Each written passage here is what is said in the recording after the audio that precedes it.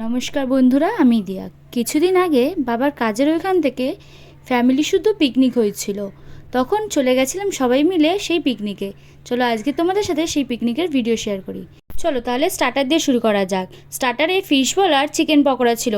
সোনা তো সবার আগে গিয়ে নিয়েছে, ও আগে খাবে বলে। ফিশ বলটা খুব টেস্টি ছিল। আর এই দেখো কফি নিয়েও বসে পড়েছে। ওর এই দুটো চাই কফি আর পকোড়া।